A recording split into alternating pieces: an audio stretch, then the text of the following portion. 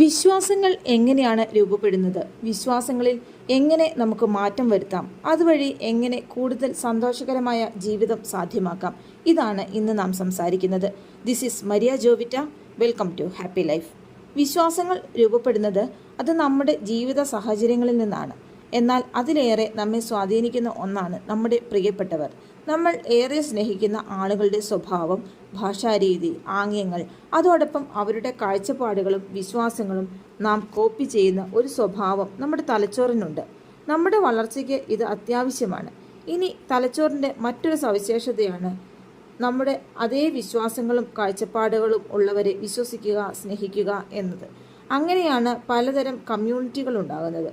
അതുപോലെ തന്നെ നമ്മിൽ വിശ്വാസമുണ്ടാക്കുന്ന ഒന്നാണ് നമ്മുടെ അനുഭവങ്ങളിലൂടെ നമുക്കുണ്ടാകുന്ന വിശ്വാസങ്ങളാണ് ഏറ്റവും മികച്ച വിശ്വാസങ്ങൾ. ചില സമയങ്ങളിൽ നമ്മുടെ അനുഭവവും വിശ്വാസവും തമ്മിൽ പൊരുത്തപ്പെടാതെ വരും. അങ്ങനെയാണ് പലരുടെയും വിശ്വാസങ്ങളിൽ മാറ്റമുണ്ടാകുന്നത്. ഒരു ഉദാഹരണത്തിന്, നമ്മുടെ ഒരു അയൽവാസി, അയാൾ എപ്പോഴും നമ്മളോട് വളരെ സ്നേഹത്തിലാണ് പെരുമാറുന്നത്. അതുകൊണ്ട് ആ വ്യക്തിയെ വളരെ നല്ലൊരു വ്യക്തിയായി നാം വിശ്വസിക്കുന്നു.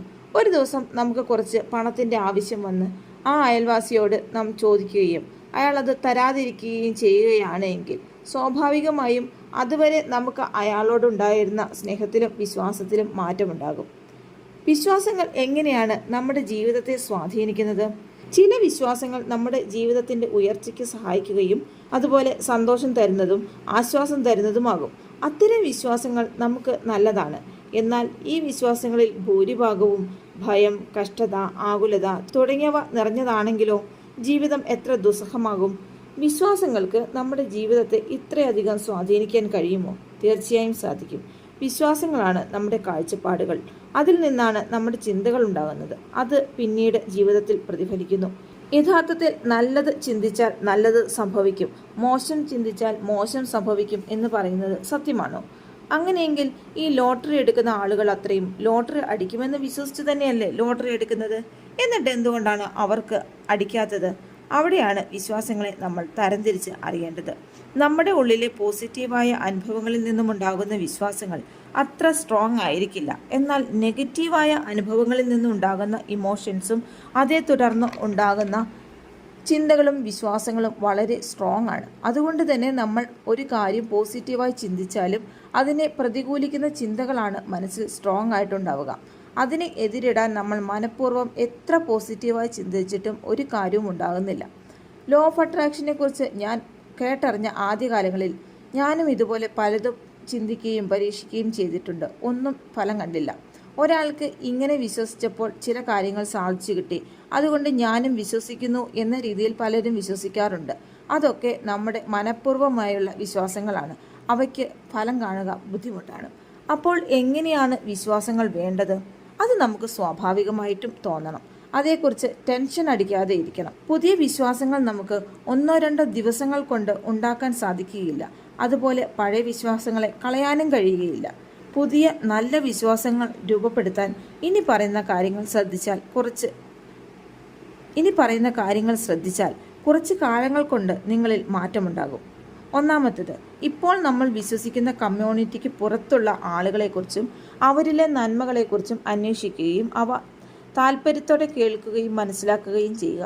പുസ്തകങ്ങൾ വായിക്കുന്നതും യാത്ര പോകുന്നതും ആളുകളുടെ മനസ്സ് വിശാലമാക്കുമെന്ന് കേട്ടിട്ടില്ലേ? അതുതന്നെ. നമ്മുടെ ഇടുങ്ങിയ ചിന്താഗതി നമുക്ക് ഭയമാണ് കൂടുതൽ നൽകുക. പുറത്ത് ഒരുപാട് നല്ല കാര്യങ്ങൾ സംഭവിക്കുന്നു, അവയിലേക്ക് ശ്രദ്ധ തിരിക്കുക. നമ്മുടെ കാഴ്ചപ്പാടുകളും വിശ്വാസങ്ങളും മാറിവരും. രണ്ടാമത്തേത്, കൃത്യമായി എല്ലാ ദിവസവും മെഡിറ്റേഷൻ ചെയ്യുക.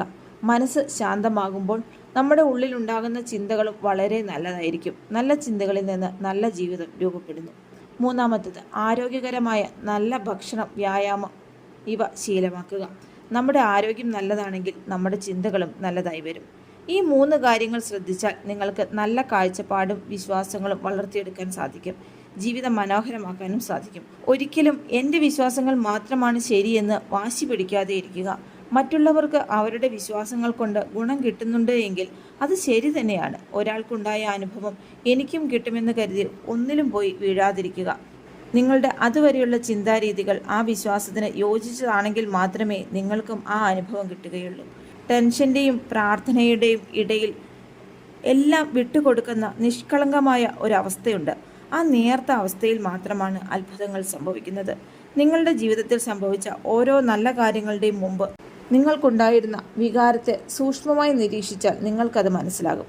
എല്ലാവർക്കും സന്തോഷകരമായ ഒരു ജീവിതമുണ്ടാകട്ടെ എന്ന് ആത്മാർത്ഥമായി ആഗ്രഹിക്കുന്നു. Thank you for watching my video. Thank you.